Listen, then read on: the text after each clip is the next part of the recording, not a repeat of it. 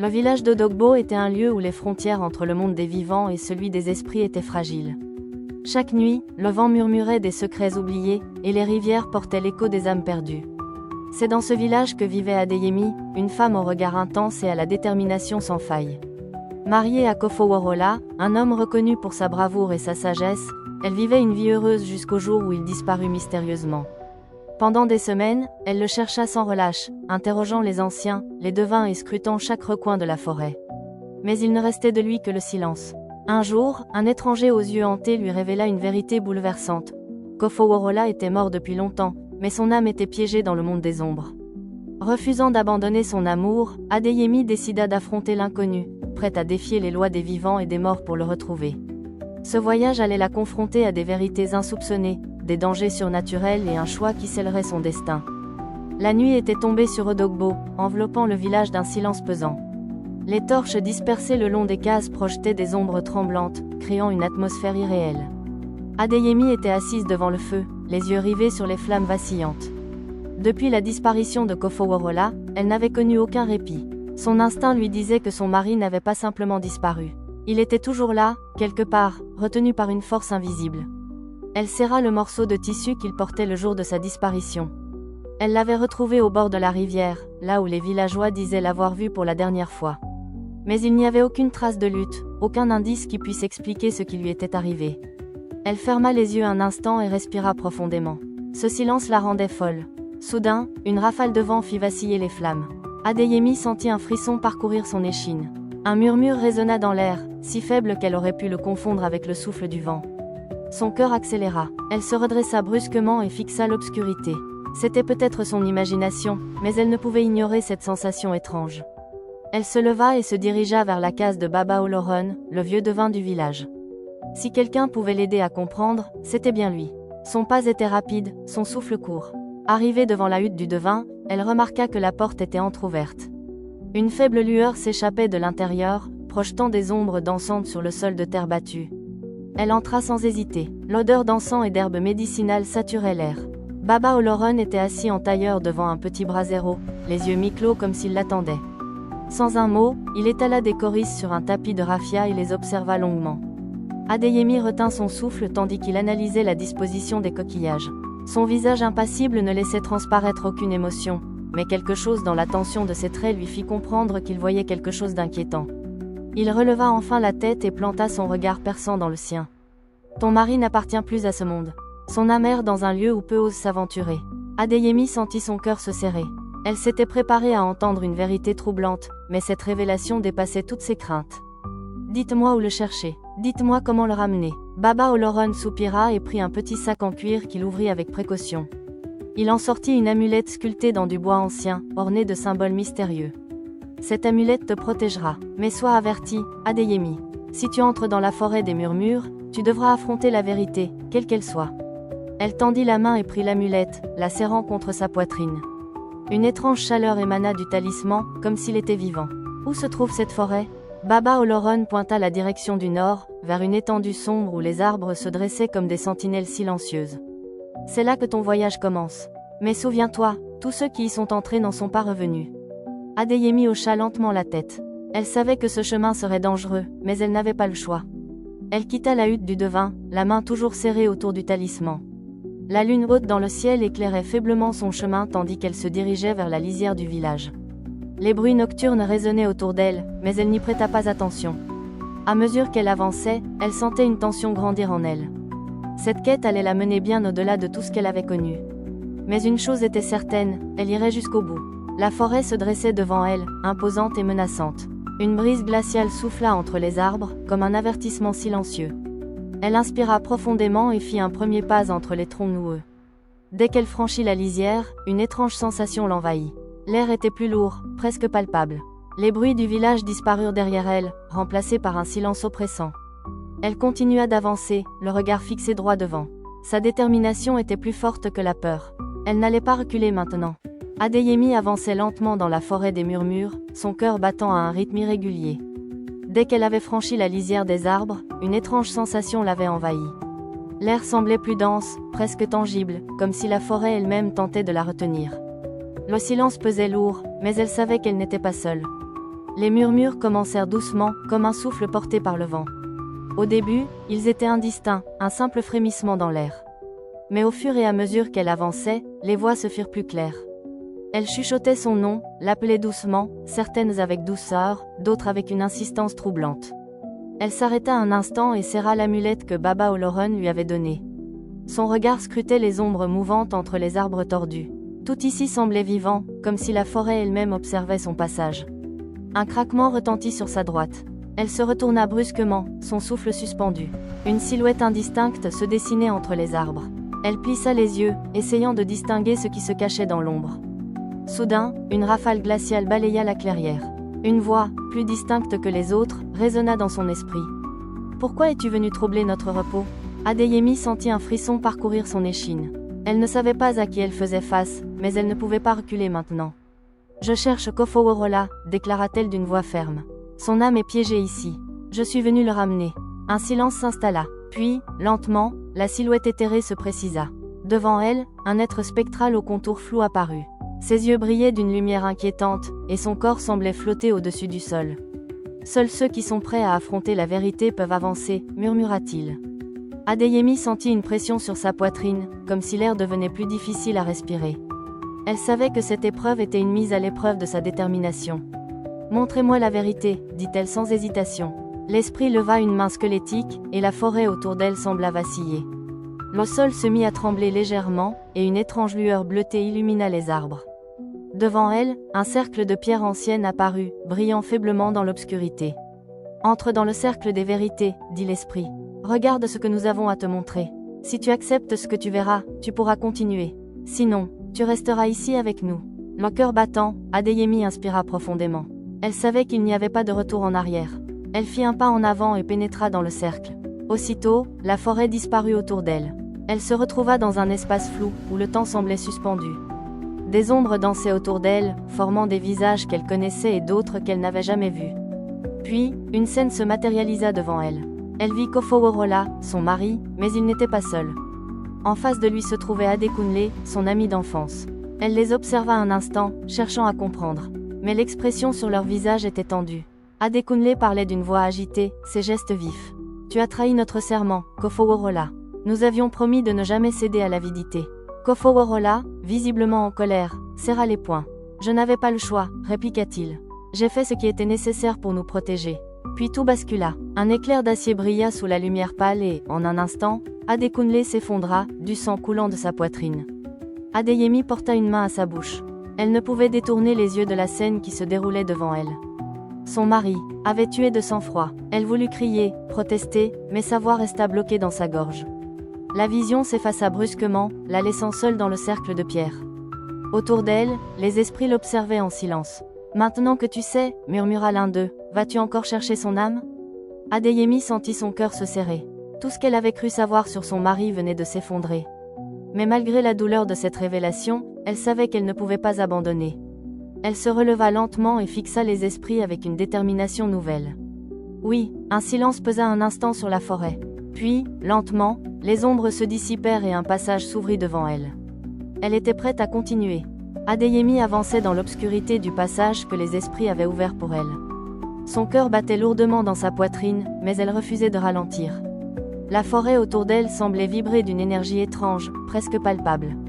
Chaque pas la rapprochait d'une vérité qu'elle ne pouvait plus ignorer. Devant elle, une clairière apparut, baignée d'une lueur spectrale. Au centre, une silhouette se tenait immobile, entourée de volutes d'ombre qui ondulaient comme de la fumée vivante. Son souffle se bloqua lorsqu'elle reconnut la carrure de Kofoworola. Il était là, mais quelque chose en lui n'était pas naturel. Adeyemi s'approcha lentement, ses pieds effleurant à peine le sol. Elle sentit une froideur l'envahir alors qu'elle atteignait le centre de la clairière. Kofoworola leva la tête. Son visage était le même qu'elle avait aimé, mais ses yeux n'avaient plus la même lumière. Il brillait d'une lueur étrange, entre la souffrance et l'abîme. « Adeyemi » murmura-t-il. Sa voix était un écho brisé, un murmure venu d'un monde oublié. Une force invisible la poussa en arrière alors qu'une ombre plus grande s'éleva derrière lui. C'était une entité, une créature née des ténèbres, son corps fait de fumée et de flammes noires. Ses yeux rouges perçaient l'obscurité, sa présence imposante et oppressante. « Tu es venu chercher ce qui ne peut être rendu » dit l'entité d'une voix profonde qui résonna dans la clairière. Adeyemi se redressa, serrant l'amulette que Baba Oloron lui avait donnée. Elle inspira profondément, refusant de céder à la peur. « Je suis venue chercher mon mari, répondit-elle fermement. Je ne partirai pas sans lui. » Un silence pesant tomba. L'entité semblait l'observer, jauger la force de sa détermination. Puis, d'un mouvement lent, elle tendit une main aux doigts démesurément longs et noirs comme la nuit. « Alors, passe le pacte. » Adeyemi sentit un frisson la parcourir. Elle savait qu'accepter signifiait lier son destin à celui des ombres, mais elle n'avait plus le choix. Elle regarda Kofoworola, dont l'expression était figée entre espoir et désespoir. D'un geste lent, elle tendit sa main et effleura les doigts de l'entité. Une onde de choc traversa son corps, une chaleur brûlante et glaciale à la fois. Son souffle se coupa, et une lumière noire et dorée éclata autour d'eux. Le sol trembla, la clairière sembla se plier sous la puissance de leur accord. L'entité recula lentement, un sourire presque satisfait sur ses traits informes. Le pacte est fait. Maintenant, affronte ce qui a été enfoui. Adeyemi sentit le monde vaciller autour d'elle. Une nouvelle vision l'engloutit, plus intense encore que la première. Elle vit Kofoworola, accablé de remords, hanté par son crime. Il errait seul, enfermé dans cet espace entre les mondes, incapable de trouver la paix. Lorsqu'elle revint à elle, il était à genoux devant elle, ses mains tremblantes. « Je n'ai jamais voulu ça, murmura-t-il. Mais j'ai commis l'irréparable. » Adeyemi sentit son cœur se serrer. Tout ce qu'elle avait cru savoir sur lui s'était effondré. Elle n'avait jamais imaginé qu'un tel fardeau pesait sur lui. Elle s'agenouilla à son tour, plongeant son regard dans le sien. « Je suis venue pour toi, dit-elle doucement. Mais maintenant, je dois savoir. Es-tu prêt à affronter la vérité ?» Kofoworola hésita. Autour d'eux, l'obscurité frémissait, attendant sa réponse. Il ferma les yeux un instant, puis hocha la tête. Oui, Adeyemi sentit une chaleur l'envahir, une lumière qu'elle n'avait pas ressentie depuis longtemps. Elle savait que la dernière épreuve les attendait. Adeyemi sentit une force invisible la propulser en arrière tandis que l'obscurité autour d'eux se refermait. La clairière s'effaça pour laisser place à un paysage spectral. Un silence pesant s'installa, et la température sembla chuter brusquement. Kofoworola était à ses côtés, le regard figé dans le vide. Il savait ce qui allait arriver, mais il ne disait rien.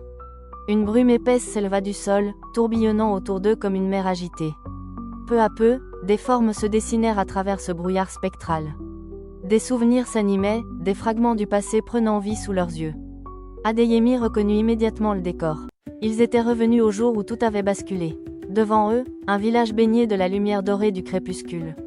Des enfants couraient, insouciants, tandis que des hommes discutaient près du marché. Mais en observant plus attentivement, elle remarqua une tension palpable, un malaise qui flottait dans l'air comme une ombre invisible. Au centre de la place, Kofoworola et Adekunle se faisaient face. Ils n'étaient plus amis d'enfance, mais deux hommes au bord d'un gouffre. Adekunle serrait les poings, son regard brûlant de colère. « Nous avions fait un serment, Kofoworola. Nous avions promis de ne jamais trahir notre peuple. » Kofoworola baissa la tête, évitant son regard. « Je n'avais pas le choix, murmura-t-il. On m'a forcé la main. » Adekunle s'approcha d'un pas, la tension entre eux atteignant son paroxysme.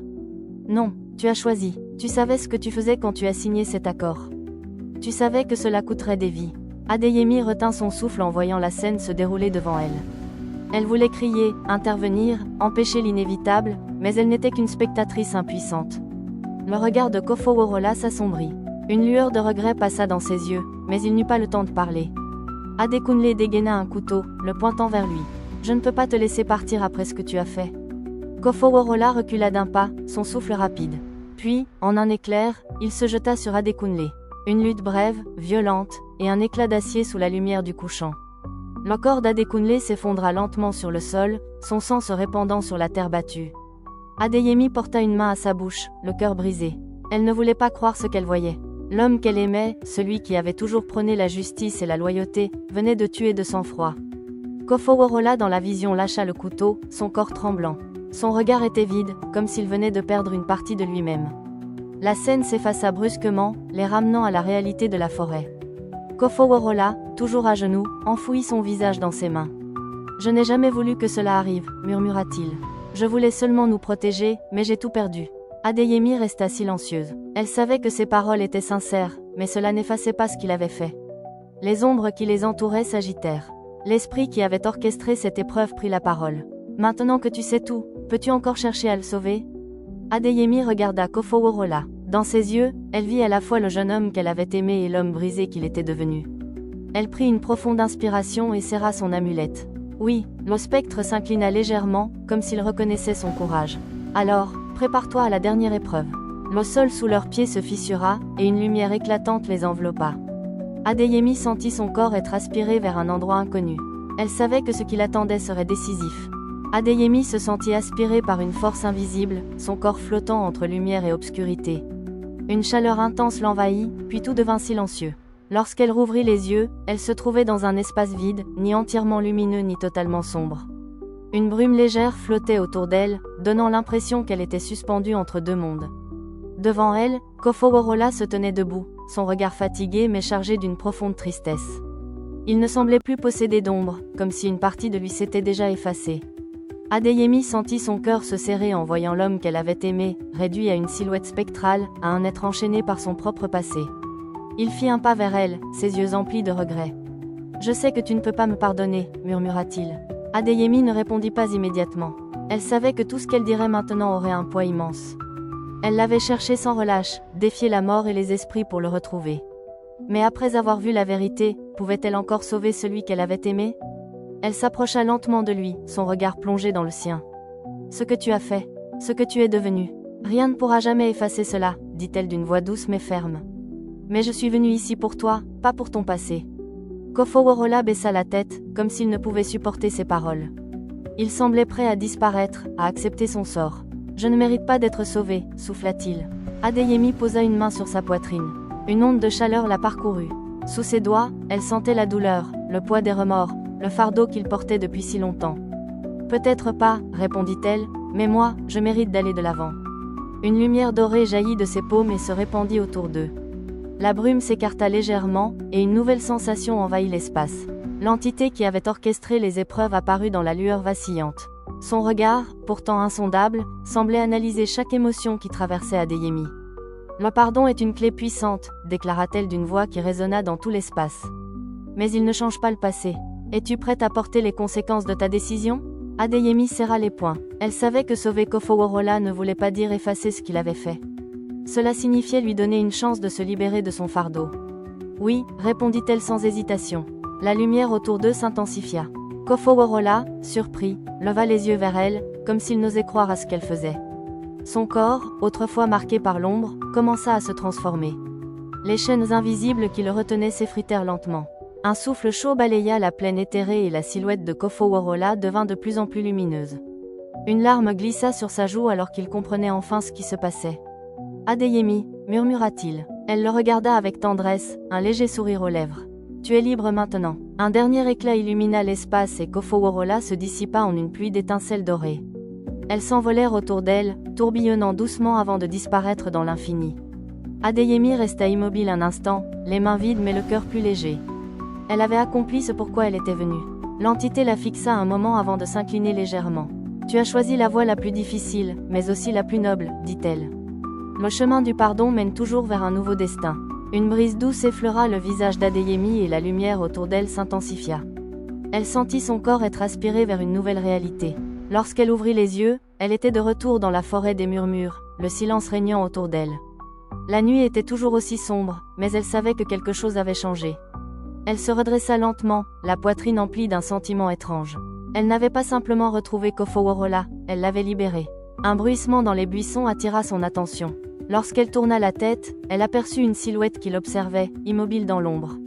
Un enfant aux grands yeux brillants se tenait là, la regardant avec curiosité. Adeyemi sentit un frisson lui parcourir l'échine.